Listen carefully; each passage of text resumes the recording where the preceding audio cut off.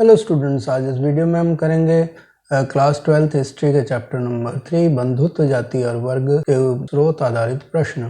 तो जैसा कि आप जानते हैं कि इस वर्ष से सीबीएसई बोर्ड में 3 प्रश्न जो हैं 5-5 नंबर के वो स्रोत आधारित आएंगे, यानी कि सोर्स बेस्ड क्वेश्चन आएंगे, जिसमें आपको एक पैराग्राफ यानी कि अनुच्छेद दिया जाएगा और उसके ऊपर आधारित प्रश्न आपसे पूछे जाएंगे। तो ऐसे ही दो जो आपके पास स्रोत आधारित प्रश्न हैं इस पार्ट से संबंधित, उनको हम इस वीडियो में लेके आए हैं। तो शुरू करते हैं इसको वीडियो को।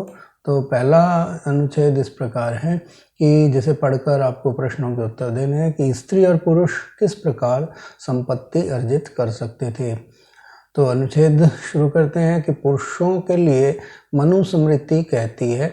मनुस्मृति के बारे में बता दें कि ये जो है पहला लिखित संविधान आप मान सकते हैं जो उस समय के समाज के लिए मनु ने बनाया था।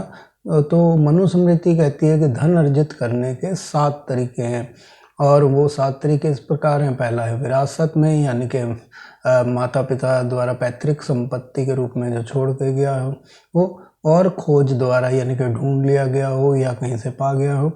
खरीद के द्वारा यानी कि आपने खरीदा हो किसी चीज़ को। विजित करके यानी कि जीता हो। निवेश यानी कि धन लगाकर उससे धन कमाया हो। या कार्य द्वारा यानी कि कोई काम करके कमाया गया हो। या फिर सज्जनों द्वारा यानी कि सज्जन व्यक्ति जो हैं उनके द्वारा दी गई भेंट को स्वीकार करके। तो स्त्रियों के लिए संपत्ति अर्जन के भी 6 तरीके हैं। पहला तरीका ये है कि वैवाहिक अग्नि के सामने जो उनको उपहार दिए जाते हैं वो। और दूसरा है कि वधू गमन, यानी कि जब वधू जो है शादी करके विदा होती है अपने पिता के घर से, तो उस समय उसको मिली भेंट। और स्नेह के प्रतीक के रूप में माता पिता और भाई वगैरह के द्वारा, भ्राता यानी कि भाई के द्वारा अनुराग के रूप में, प्रेम के साथ जो दिए गए उनके उपहार होते हैं, वो जो होते हैं वो भी उनकी संपत्ति या धन होता है। इसके अतिरिक्त परवर्ती काल में मिली भेंट और वह सब जो अनुरागी पति से उसे प्राप्त हो। तो यहाँ जो 3 प्रश्न दिए गए हैं, पहला प्रश्न इस प्रकार है 2 अंकों का कि मनुस्मृति के अनुसार पुरुष किस प्रकार धन अर्जित कर सकते हैं, व्याख्या कीजिए। और दूसरा प्रश्न है कि महिलाओं द्वारा किस प्रकार धन अर्जित किया जा सकता है, स्पष्ट कीजिए। और तीसरा प्रश्न है कि आप धन अर्जित करने के तरीकों का विभाजन से सहमत हैं या नहीं, कोई 2 कारण बताइए। तो यहाँ इन प्रश्नों को आपने ध्यान से पढ़ा और उसके बाद जो है आप इनके उत्तर इस अनुच्छेद में से ढूंढते हैं। तो यहाँ पुरुषों किस प्रकार से धन अर्जित कर सकते हैं, पुरुष वर्ग। तो यहाँ हम देखते हैं कि पुरुष किस प्रकार से धन अर्जित कर सकते हैं। तो इसका जो है यहाँ इन 3 पंक्तियों में वर्णन किया गया है कि पुरुषों के लिए मनुस्मृति कहती है कि धन अर्जित करने के 7 तरीके हैं और ये 7 तरीके यहाँ पर बताए गए हैं। तो आपको इसको अपने शब्दों में लिखकर पहले वाले प्रश्न का उत्तर देना है। और दूसरे में स्त्रियों के धन अर्जन के, यानी महिलाएं किस प्रकार धन अर्जित करती हैं, तो वो जो ये 6 तरीके इस वाले 3 पंक्तियों में, ये 4 पंक्तियों में बताए गए हैं, उनको अपने शब्दों में पिरोकर हमारे को लिखना है। अब जो तीसरा प्रश्न है 1 अंक का, तो उसमें ये आपसे राय पूछी गई है कि क्या आप धन अर्जित करने के तरीकों के विभाजन से सहमत हैं या नहीं, कोई 2 कारण बताएं। तो यहाँ आपको ये जो है अपने विवेक बुद्धि से इसका उत्तर देना है। तो आइए प्रश्नों को देखते हैं।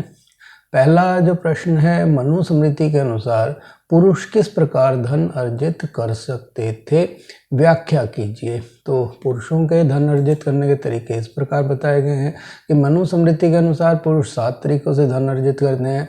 विरासत यानी कि पैतृक संपत्ति से, और खोज यानी कि गुप्त धन को ढूंढा हो उसने, या खरीद करके यानी कि वस्तुओं को खरीद करके अथवा बेच करके, या फिर विजित करके यानी कि जीत करके, निवेश यानी कि संपत्ति या व्यापार में धन लगाकर, कार्य द्वारा यानी कि नौकरी या काम धंधा करके, और या फिर सज्जन व्यक्तियों द्वारा भेंट जो दी जाती है उसे स्वीकार करके, वो यानी कि उपहार आदि लेकर वह व्यक्ति धन अर्जित कर सकता है।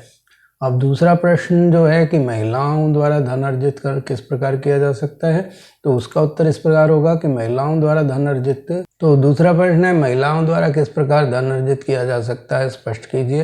तो इसका उत्तर इस प्रकार होगा कि महिलाओं द्वारा धन अर्जित करने के 6 तरीके बताए गए हैं। पहला, शादी में मिले उपहार। दूसरा, विदाई के उपहार यानी कि विदाई के समय दिए गए उपहार। तीसरा, भाई से मिली भेंट। और चौथा है माता पिता से मिले उपहार। और पांचवा, विवाह पूर्व मिले उपहार। और छठा है पति द्वारा दी गई भेंट। तो इस तरह से ये 6 तरीके हैं जिनसे महिलाएं जो हैं धन अर्जित कर सकती हैं। यहाँ अगला प्रश्न जो है 1 अंक का, वो इस प्रकार है कि क्या आप धन अर्जित करने के तरीकों के विभाजन से सहमत हैं या नहीं, कोई 2 कारण बताएं। तो इसका उत्तर इस प्रकार होगा कि पुरुषों द्वारा धन अर्जित करने के तरीके तो ठीक हैं, परंतु महिलाओं द्वारा धन प्राप्ति के तरीकों से असहमत हैं, क्योंकि स्त्रियों को धन स्वयं की योग्यता और परिश्रम से ना मिलकर अनुकंपा के आधार पर यानी कि किसी की मेहरबानी के आधार पर ही मिला बताया गया है, जो कि पुरुष प्रधान समाज की ओर संकेत करता है। अब अगले अनुच्छेद पे चलते हैं। निम्नलिखित अनुच्छेद को पढ़कर नीचे दिए गए प्रश्नों के उत्तर दीजिए। माता की सलाह इसका शीर्षक है। और अनुच्छेद इस प्रकार है कि महाभारत में उल्लेख मिलता है कि जब कौरवों और पांडवों के बीच युद्ध अवश्य भावी हो गया यानी कि उसे टालना असंभव हो गया, तो गांधारी ने अपने ज्येष्ठ पुत्र दुर्योधन से युद्ध ना करने की विनती की। ज्येष्ठ का मतलब होता है बड़ा पुत्र, तो दुर्योधन जो गांधारी का बड़ा पुत्र था उससे उन्होंने कहा कि वो युद्ध ना करे, ऐसा उन्होंने विनती करी।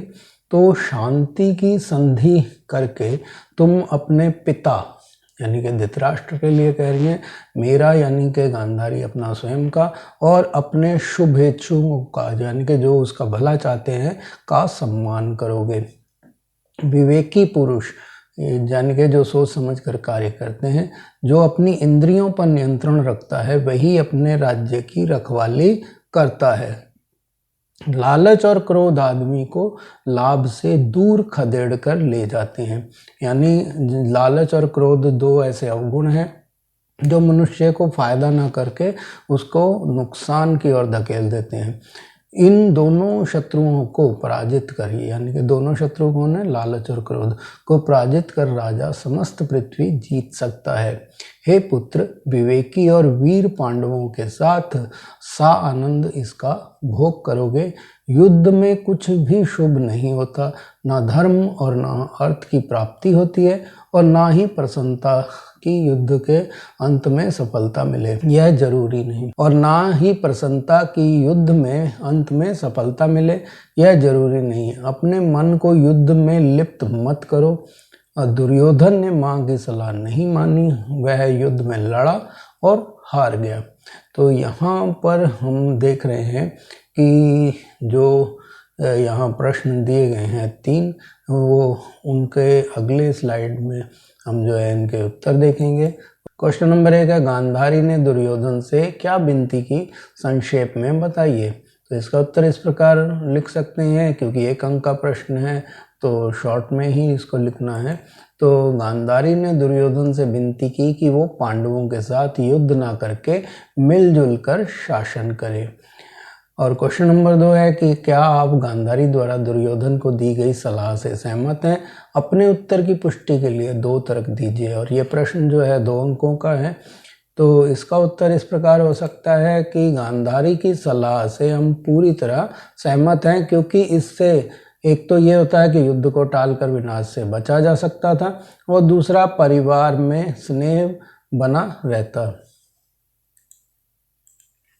अपने उत्तर की पुष्टि के लिए 2 तर्क दीजिए। तो ये 2 अंक का प्रश्न है जिसका उत्तर इस प्रकार हो सकता है, गांधारी की सलाह से हम पूरी तरह सहमत हैं, क्योंकि इसमें क्या 2 कारण हो सकते हैं। एक तो युद्ध को टालकर विनाश से बचा जा सकता था, और दूसरा परिवार में स्नेह बना रहता।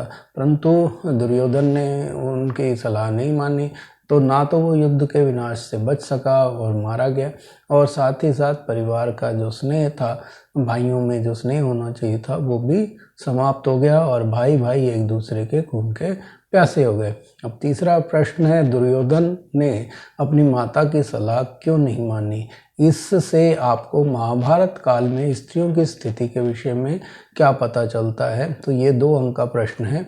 तो हम देख सकते हैं कि जो अनुच्छेद दिया गया था उसमें इस बारे में जितना अनुच्छेद में दिया है कुछ नहीं लिखा है। तो इसका उत्तर जो है हमें अपने पूर्व ज्ञान या विवेक के अनुसार देना चाहिए। तो इसका उत्तर इस प्रकार हो सकता है कि दुर्योधन ने अपनी माता की सलाह इसीलिए नहीं मानी क्योंकि वो ना केवल राज सिंहासन का अपने आप को नैसर्गिक अधिकार मानता था।